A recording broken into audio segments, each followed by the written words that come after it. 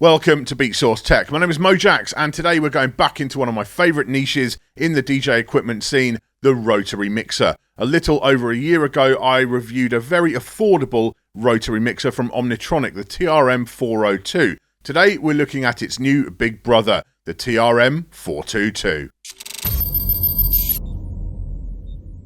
The TRM-422 is part of a series, along with the TRM-202 Mark III and the TRM-402, the latter of which I reviewed a little over a year ago. The whole line share a lot of characteristics, and so if you're looking at possibly picking up this one, I'd suggest that my review of the 402 is absolutely required viewing for you. The pricing can fluctuate quite a lot on the mixers, although that's pretty much par for the course in 2022. At the time of making this video, the 202 Mark III will set you back €349 on the Steinecker Show Technic website, with the 402 coming in at €499 and the 422 at €799. The TRM-422 is the biggest mixer in the range, being over 10 cm wider than the 402 and over a kilogram heavier. The mixer is so wide, in fact, that Omnitronic actually supply a set of rack ears in the box, meaning that the 422 can easily be installed into an existing console with a rack in it. The build quality is typical of the series, with all metal construction throughout, and all the pots, connectors and the body itself feel incredibly sturdy. The unit has an internal power supply with an IEC connector, which is always my preference and can be used worldwide. Some of the pots are stiffer than the others on first use, but as my weeks of testing progressed, things have started to even out. The fluted knobs, now standard on all the TRMs, feel comfortable in use, and overall I have zero qualms about the build of this line whatsoever. We'll get the sound out of the way next. It's exactly the same as I described it in my 402 review. Clean, warm analog sound, reminiscent of good quality analog mixers of the late 90s and early 2000s. It might not have the breathtaking dynamics of some of the high-end boutique rotaries on the market, but considering the price difference, I'm very happy with it indeed. I spent a lot of time with the mixer at home just listening to vinyl through it, and the phono preamps are also very good quality for the price. As many of the potential buyers of the mixer will be vinyl DJs, that was very important for Omnitronic to nail, and I believe they have. So we move on to what sets the 422 apart from its stablemates, and that is all about the features. You have 4 main channels, each with a rotary volume control and 3-band EQ. This is a step up from the 2-band found on the smaller models, and although they only cut or boost by a fairly minimal plus or minus 10 dB, this is enough to tweak tracks to match better in the mix, which is clearly how they're intended to be used.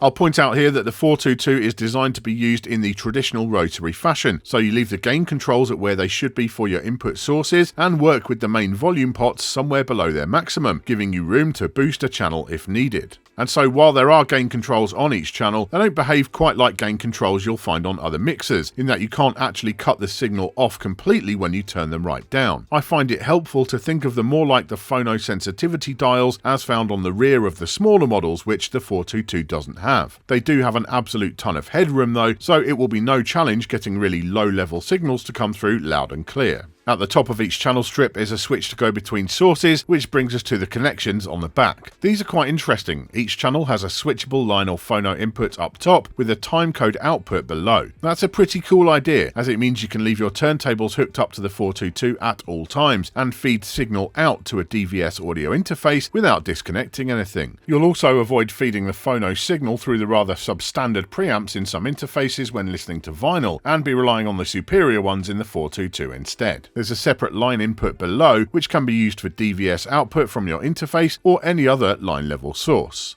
I'll also note that there's a 3.5mm stereo input jack on the top panel, which can be assigned to take over from the line input on channel 4, a nice addition. There are 2 mic inputs on the 422, both with balanced XLR connections, on-air switches, and a shared 2-band EQ. These sound fine, but I will point out that if you do a lot of streaming like me, you can't hear those in the master Q signal. On the other models in the line, you can't hear the isolator, and that applies here too, but you can hear the mic, and so that made my life a bit more difficult on the 422 by comparison. You can cue the mics up separately pre-fader, but I'd much prefer they were also sent to the master Q. Speaking of queuing, that's otherwise comprehensive, with queue buttons and LEDs on each channel, split queue and a queue master blend knob, all good there. There is only one set of small and large sockets on the front panel, but considering where the top panels were placed on the 402, I can handle that just fine. Coming to the main outputs, the TRMs never disappoint. The master is on balanced XLRs or unbalanced RCAs, and the exact same applies to the booth. The only difference is that with the booth, you also get a 2-band EQ, so you can adjust your monitors without affecting the house sound. And there's a separate record output on RCAs as well. This is all fantastic stuff. Level metering is done with 2 pairs of 16-step LED meters, one for the Q signal and the other switchable between master and booth. Again, really good. They're bright, responsive, and precise.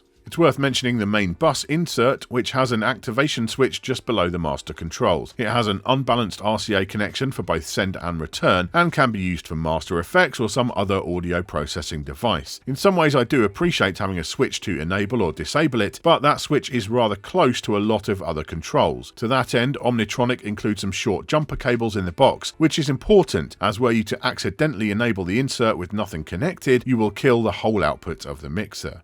The master isolator is a great creative tool and is much the same on the 422 as on the other TRMs, with full cut and 9 dB boost on each frequency, with crossover points at 300Hz and 4 kHz. It has the largest knobs on the mixer and features the classic Alps blue velvet pots. It sounds really good in use, and the positioning of it may be more comfortable for many DJs compared to the location on the smaller mixers.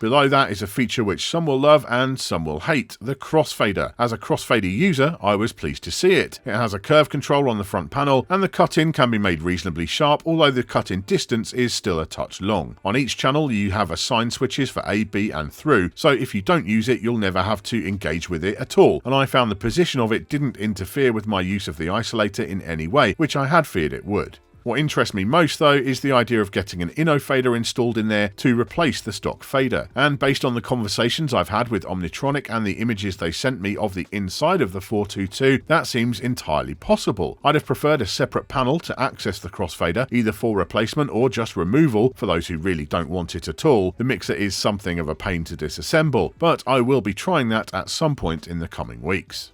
We'll finish up with the features which I think have got people most excited about the 422 and which, sadly, I don't think quite pull off what Omnitronic intended. On each channel there is a filter button with status LED which sends the channel to the filter section on the right. This features low pass, band pass and high pass options with a frequency and resonance control. It actually sounds rather good, being an analog design, no complaints there.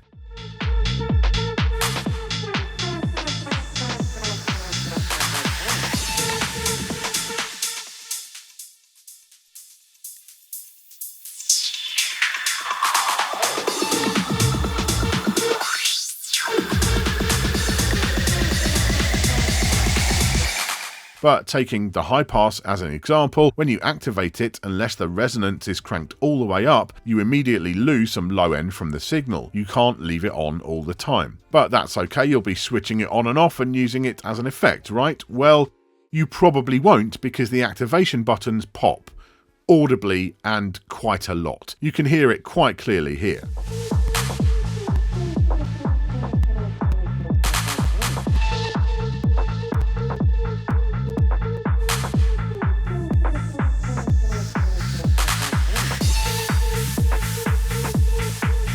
To make things worse, the filter engage switch also pops, and just as much as the assign switches. There's really no way to reliably engage or disengage it without hearing a pop of some sort most of the time.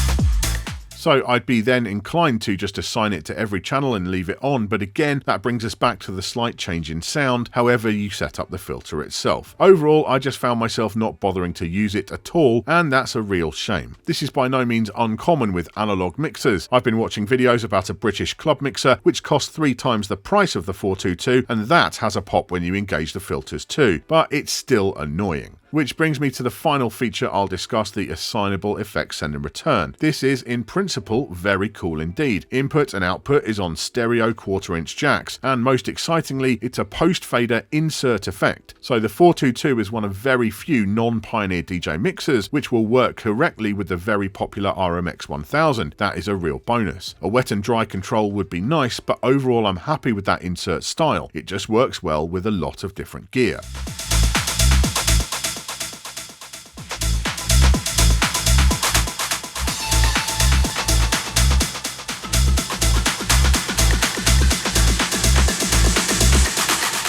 The issue though, well, although the manual for the 422 doesn't mention this at all, which is a bit of an oversight, you assign the effect send and return to each channel via the filter switches, which, as I already mentioned, pop.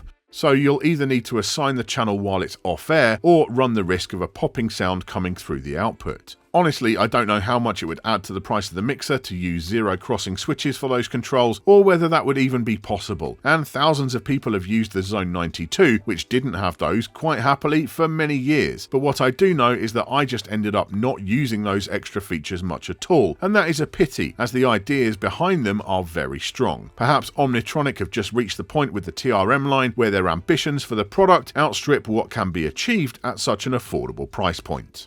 So there you go, my take on the TRM-422 from Omnitronic.